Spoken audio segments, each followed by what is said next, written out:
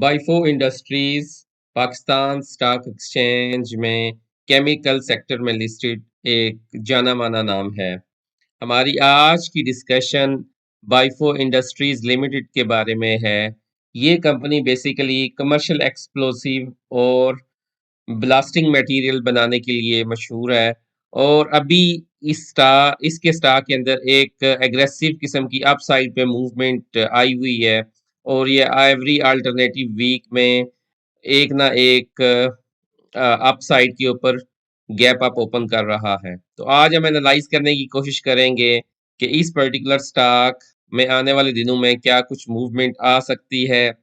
और अगर आपके पास इसका स्टॉक ऑलरेडी आपके पास है तो आज हम एनालाइज करने की कोशिश करेंगे कि क्या आपको मजीद इस पर्टिकुलर स्टॉक के अंदर बाइंग करनी चाहिए या नहीं करनी चाहिए। मेरा नाम अदनान सगीर है और आप हमारा चैनल रेडी सेट इन्वेस्ट देख रहे हैं। बाइफो इंडस्ट्री इसने लास्ट ईयर 17 अक्टूबर को 64 रुपए से अपनी रैली का स्टार्ट लिया था और पहली ही अपसाइड में इसने 144 रुपए का अपसाइड के ऊपर एक टॉप लगाया था और उसके बाद इसने एक लंबी कंसोलिडेशन और करेक्शन का टाइम गुजारा और उसके बाद जब इसने अगली अपसाइड ली 143 के ऊपर नवंबर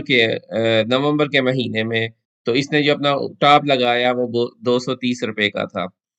तो अगर आप इसके डेली टाइम फ्रेम पे आप इसके चार्ट को देखेंगे तो आपको एक चीज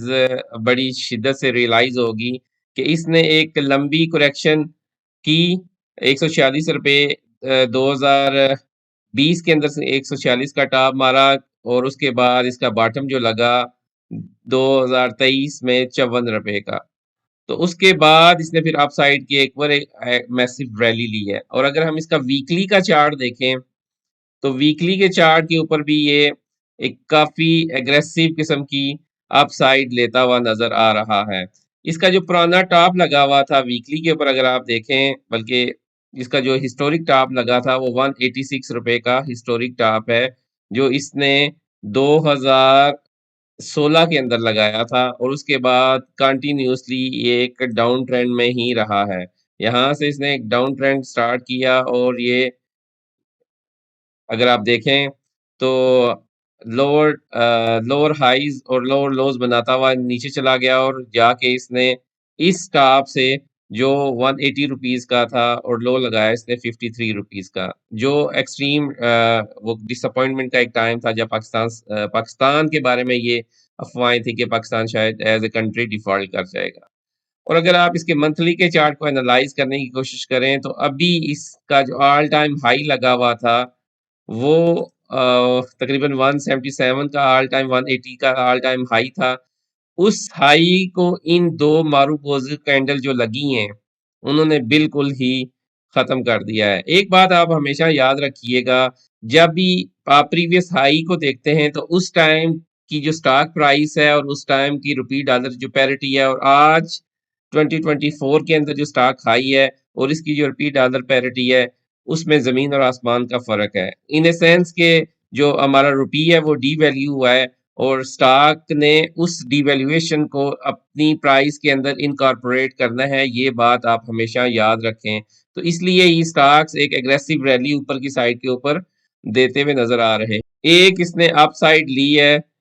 अक्टूबर 2023 में, दूसरी अप साइड ली है नवंबर 2023 में और उसके बाद जो अभी इसने ये जितने तकरीबन 8 से 10 महीनों की गिरावट है वो इस एक बड़े मारू मौजू कैंडल ने खत्म कर दी और वो इसने ली है नवंबर 2024 के अंदर। तो स्टॉक ये एग्रेसिवली ऊपर की साइड पे जा रहा है और आप मोस्ट लाइकली एक्सपेक्ट कर सकते हैं कि इन करंट प्राइस से ये stock almost most likely double भी हो सकता है। ठीक है, अब आप कहेंगे कि ये तो बहुत ही एग्रेसिव और अपसाइड के ऊपर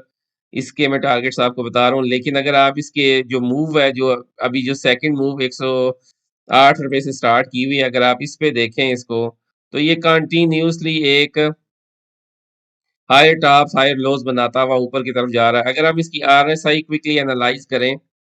जस्ट हम इसकी आरएसआई को देखें तो वो एक्सट्रीम आपको अप साइड के ऊपर नजर आएगी। अगर आप इसको 50 के ऊपर रखें, तो आप देखें कि यहाँ इसने जब ये एक्सट्रीम अपसाइड लगाई 84 की आरएसआई थी, तो उस टाइम इसने टॉप लगाया था ₹195 का। और अभी इन पर्टिकुलर सिनेरियोज़ में ये एक कंसोलिडेशन फेज़ में ये एक हाई है जो 232 का, इसके ऊपर इसको स्ट्रॉन्ग रेजिस्टेंस मिल रही है, और यहाँ इस पर्टिकुलर लेवल के ऊपर भी इसने एक जो मोमेंटम है अपसाइड का उसको तोड़ दिया है। तो वो हम एनालाइज़ करेंगे कि डेली के ऊपर तो आपको ये यहाँ 50-52 के ऊपर 58 के ऊपर आरएसआई मिल रही है। अगर ये यहाँ से दोबारा अपसाइड लेती है ऊपर की साइड पे और 84 पे 89 पे भी चली जाती है जो प्रीवियस हाई है इसका,